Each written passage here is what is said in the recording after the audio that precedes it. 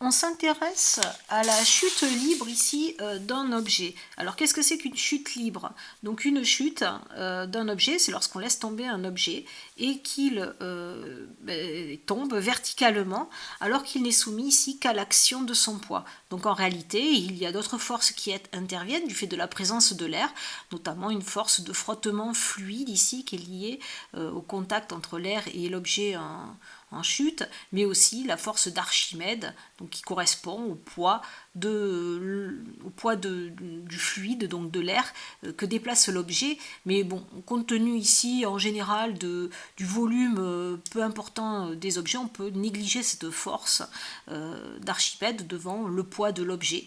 Et si l'objet ne va pas trop vite, on peut aussi négliger la force de frottement fluide. Si bien que cet objet ici ne sera en première approximation seulement soumis qu'à l'action de son poids. Donc il s'agit de réaliser une vidéo ici de cet objet en chute libre. Donc une vidéo, c'est une succession en fait d'images, les unes à la suite des autres. Donc la première image, la bille ici sera en altitude, un petit peu plus tard, deuxième image sera un petit peu plus bas, etc. Donc on va suivre comme ça son mouvement de chute au cours du temps. Et lorsque l'on va faire défiler très vite toutes ces images devant notre œil va avoir certaines limites, il ne va pas pouvoir dissocier toutes les images, il va les assimiler, ce qu'on appelle la persistance rétinienne. Il se passe une certaine durée avant une image puisse être remplacée par la suivante, et donc pour l'œil, lui, il va superposer en fait toutes ces images là et il va avoir l'impression ici du mouvement. Donc c'est le principe du cinéma. Donc ce qui est important nous de savoir, c'est que si on réalise une vidéo qui fait défiler 25 images pendant une durée de 1 seconde devant notre œil, la durée du coup la durée qui va s'écouler entre deux positions successives ici de la trajectoire, ça va être la durée en fait entre deux images, ça va être la durée en fait pendant laquelle une image persiste devant notre œil avant d'être remplacée ici par la suivante. Donc le delta t qui pour nous est la durée qui s'écoule entre deux positions successives, ça va correspondre à la durée pendant laquelle une image persiste. Donc si on fait défiler 25 images pendant une durée de 1 seconde, une image va persister pendant une durée ici delta t qui sera égale à donc 1 fois 1 divisé par 25, c'est-à-dire 0,04 secondes. Ça fera ici 40 millisecondes. Donc la durée entre deux positions successives ici de la trajectoire, ce sera elle sera de 40 millisecondes ou 0,04 secondes.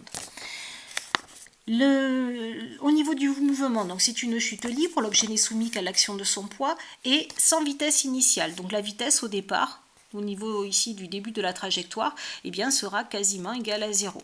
Donc la vitesse au point A0 ici sera quasiment égale à 0.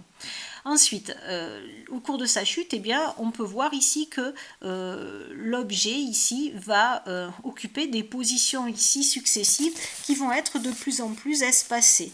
Donc cela veut dire que pendant des durées égales, qui correspondent à la durée entre deux images, la distance parcourue ici par l'objet ici va être de plus en plus grande et donc la vitesse va être de plus en plus grande et donc le mouvement ici sera accéléré. Comme la trajectoire est une droite et rectiligne, le mouvement sera rectiligne. Donc nous avons affaire à un mouvement rectiligne accéléré. Donc il s'agit ici de faire le tracé ici du vecteur vitesse à la position ici A5.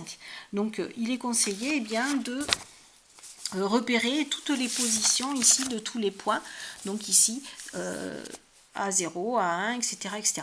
Donc pour faire le calcul ici du vecteur vitesse au point A5, donc on repart de la définition ici du vecteur vitesse. Donc dans le cours, c'était les positions successives n'étaient pas notées A0, A1, A2, A3, mais M1, M0, M1, M2, M3. Et donc le vecteur vitesse ici au point MI, a été défini comme étant le vecteur position mi, mi plus 1 divisé ici par delta t, la durée ici pendant laquelle le point ici du mobile parcourt la distance mi, mi plus 1.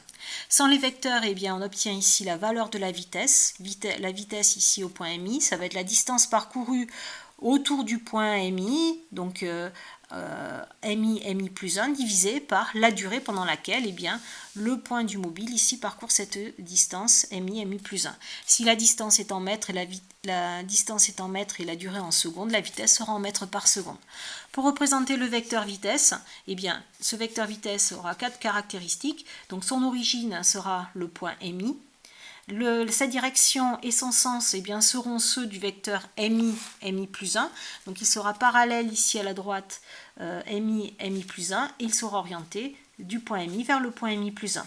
Et sa longueur sera proportionnelle ici à la valeur de la vitesse mi plus 1 divisé par delta t qu'il faudra calculer et ensuite éventuellement utiliser l'échelle qui est proposée. Donc appliquons ceci au vecteur vitesse ici au point A5. Donc par définition ici, le vecteur vitesse au point A5, ça va être le vecteur ici position A5, A6, divisé par la durée delta t. Si j'enlève le vecteur, eh bien V5 va être égal à la distance A5, A6, donc la distance parcourue entre les positions A5 et A6, divisé par delta t. Donc il va falloir ici mesurer la distance ici A5, A6, mais attention, le document n'est pas à l'échelle 1, 1, il est à une échelle ici qu'il va falloir définir. Donc ici, le document ici